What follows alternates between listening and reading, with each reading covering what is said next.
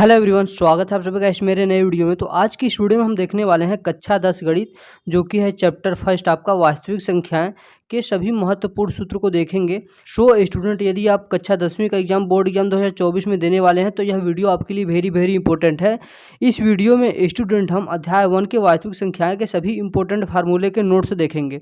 Student, आइए देखते हैं जो कि सबसे पहला हमारा फार्मूला है, क्या है, यूक्लिड विभाजन प्रमेयिका। यानी कि यूक्लिड विभाजन प्रमेयिका क्या होता है, तो आइए देखते हैं। यदि दो धन संख्याओं a और b के लिए दो पूर्ण संख्याएं r व q इस प्रकार होती हैं कि यहाँ पे स्टूडेंट मान लीजिए दो हमारी धन संख्याएं हैं, कौन कौन सी, a और b।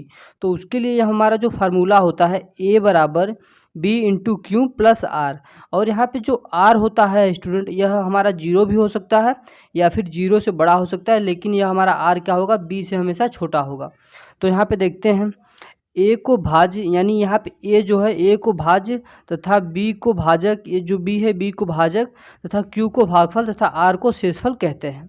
तो स्टूडेंट हम समझते हैं इस प्रकार से, जैसे कि स्टूडेंट मान लीजिए कि हमें 5 में 2 का भाग देना है। तो यहाँ पे यह हमारा 2 क्या होगा, 2 हमारा क्या होगा, भाजक होगा, और ये 5 हमारा क्या होगा, भाज्य होगा, और भाग देने पे जो आएगा यह हमारा भागफल होगा, और जो शेषफल नीचे बचेगा उसे हम क्या कहेंगे, शेषफल कहेंगे। तो वही फार्मूला है a बराबर बी क्यू प्लस का r। उसके बाद स्टूडेंट इसको हम समझ लेते हैं सही तरीके से, a बराबर बी क्यू प्लस आर। तो a हमारा जो है यहाँ पे a हमारा क्या है, भाज्य है, और b हमारा क्या है यहाँ पे, भाजक है, इंटू में है तो इंटू में, और q हमारा क्या है यहाँ पे, भागफल है, और जो r है, r यहाँ पे हमारा क्या है, शेषफल है। तो इस प्रकार से आपने देखा। अब हमारा दूसरा फार्मूला क्या है, दूसरा फार्मूला है, आगे आप देख सकते हैं, दो संख्याओं का गुणनफल जो बराबर होता है। जैसे कि मान लीजिए कोई भी हमारी दो संख्याएं हो गई, जैसे कि मान लीजिए 5 हो गया और 7 हो गया, यह हमारी दो संख्याएं हो गई। तो दो संख्याओं का गुणनफल दोनों संख्याओं का एचसीएफ यानी महत्तम समापवर्तक गुणे दोनों संख्याओं का एलसीएम यानी कि लघुत्तम समापवर्तक के बराबर होता है। जैसे दो संख्या हमारी 5 और 7 हो गई, तो 5 और 7 का हम जो गुणा करेंगे, इन दोनों का जो हम एचसीएफ निकालेंगे, एचसीएफ मल्टीप्लाई कर देंगे, इन दोनों का जो एलसीएम निकलेगा, एलसीएम से तो यह दोनों आपस में बराबर होंगे। यानी दोनों संख्याओं का गुणनफल बराबर एचसीएफ गुणे एलसीएम, इन दोनों संख्याओं का, तो इस प्रकार से आपस में बराबर होगा।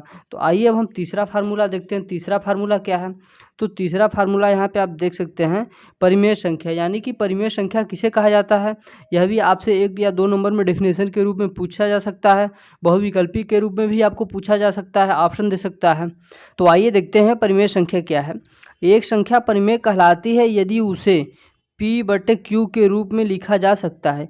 यदि कोई ऐसी संख्या है जिसे हम p/q के रूप में लिख लें तो यह हमारी क्या कहलाएगी, परिमेय संख्या कहलाएगी, जहाँ p तथा q दोनों पूर्णांक हैं तथा q हमारा 0 के बराबर नहीं होना चाहिए। जैसे कि स्टूडेंट मान लीजिए यहाँ पे हमारा क्या है, 5/2। तो यहाँ पे यह जो हर वाली संख्या है, हर यहाँ पे क्या है, q, इसे हम क्या कर सकते हैं, p/q के रूप में लिख सकते हैं। लेकिन यह जो q है, यानी कि यह हर वाली संख्या, यह हर वाली संख्या हमारी यहाँ पे 0 नहीं होना चाहिए।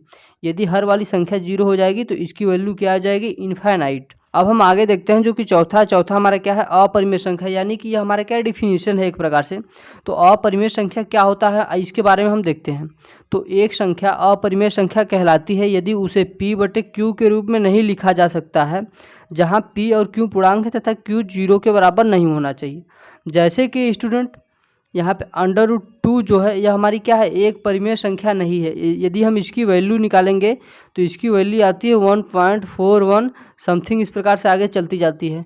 तो यह हमें पता नहीं है कि आगे कितनी जाएगी, तो इसको हम p/q के रूप में स्टूडेंट नहीं लिख सकते। जब नहीं लिख सकते तो इसलिए यह संख्या हमारी क्या है, अपरिमेय संख्या है। उसके बाद हम अगला फार्मूला देखते हैं जो कि है पाँचवा क्या है, परिमेय संख्या का दशमलव प्रसार शांत अथवा अशांत आवर्ती है। यह हमें बताना है कि यह कंडीशन कब होगा। तो सबसे पहला कंडीशन हम देखते हैं क्या है, परिमेय संख्या x, मान लेते हैं कोई परिमेय संख्या x है जो कि p/q के रूप का है। आपने यहाँ पे देखा कि जो भी हमारी परिमेय संख्या होती है वह p/q का रूप का होता है। तो यहाँ पे आप देख सकते हैं जो परिमेय संख्या हमारी p/q के रूप का है, तो p/q का दशमलव प्रसार शांत होगा। इसका दशमलव प्रसार शांत होगा कब होगा, केवल जब यह q जो है हमारा केवल जब q बराबर हो या 2 के पावर m इंटू 5 के पावर n, यानी कि जो हम यह q है बट्टे में जो परिमेय संख्या होगी, ये बट्टे में जो q है, यदि हम इसका क्या करें गुणनखंड करें तो वह किस रूप का है, 2 के मान लीजिए पावर 5 आ गया, या फिर 5 की पावर 2 आ गया, या फिर 5 की पावर 3 आ गया। यानी कि यह हमारी क्या होना चाहिए, 2 के पावर समथिंग यानी n और 5 की पावर n, यानी कि m और n के स्थान पे कोई वैल्यू हो सकती है 1 2 3 4 5, यानी कि 2 और 5 के रूप में इसका गुणनखंड होना चाहिए, तब यह हमारा क्या होगा, दशमलव प्रसार शांत होगा। उसके बाद हम दूसरा देख लेते हैं, परिमेय संख्या x बराबर p बटे q का दशमलव प्रसार अशांत आवर्ती होगा। तो अशांत आवर्ती कब होगा, जब यह q हमारा 2 के पावर m इंटू 5 के पावर n के रूप का नहीं होगा, तब हमारा क्या होगा, अशांत आवर्ती होगा।